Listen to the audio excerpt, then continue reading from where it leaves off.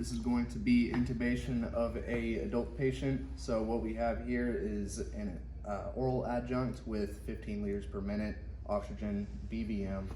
We're going to have a tube capno on, and before we get ready for intubation, I'm going to get my stylet.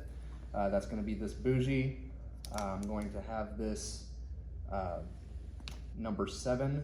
This is 7.5.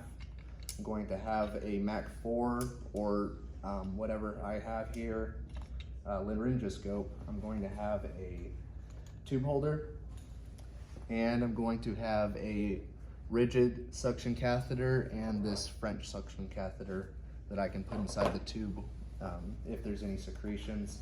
So we're going to over-oxygenate him, hyperventilate him until we get 100% O2. It's going to be every 2 seconds. We're going to give him a breath, hyperventilating. Then what I'm going to do is I'm going to have my EMT partner hold this. I'm going to get my laryngoscope. I'm going to go in, making sure I walk down without touching the teeth and looking for the vocal cords back there. I see the vocal cords. I'm going to have my EMT partner grab this bougie out of the package. I'm going to insert into the vocal cords here.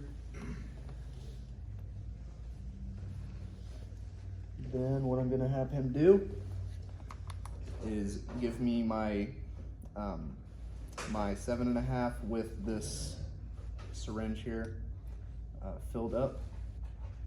I'm going to walk it in and walk it through the vocal cords.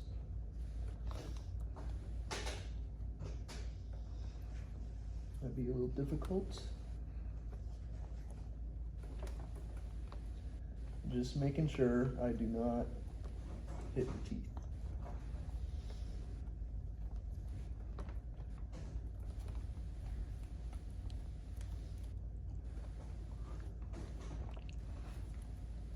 Sometimes what you might do is hoist up a little bit more, and that seemed to do the trick here too.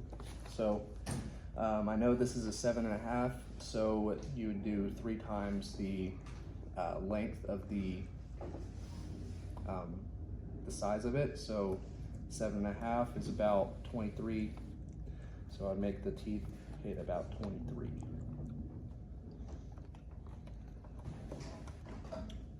Okay, got it there. Taking my laryngoscope out, making sure that I keep my fingers in place here. I'm going to inflate and take my syringe out so that it doesn't come out. Then what I'm going to do is take this bougie out. We are going to put the tube capno on, and then we're going to, every 5 to 6 seconds, give him a breath. Going to make sure that we have chest rise and fall. I'm going to have my EMT partner check for lung sounds and epigastric sounds right here next to the xiphoid process. Then what I'm going to have him do is start ventilating him 5 to 6 seconds. I'm going to take my hand off while he holds this here, and then I'm going to attach this tube holder here. So, say that there. Then what I'm going to do, put this inside of his mouth, and then crank it down so that it is in place.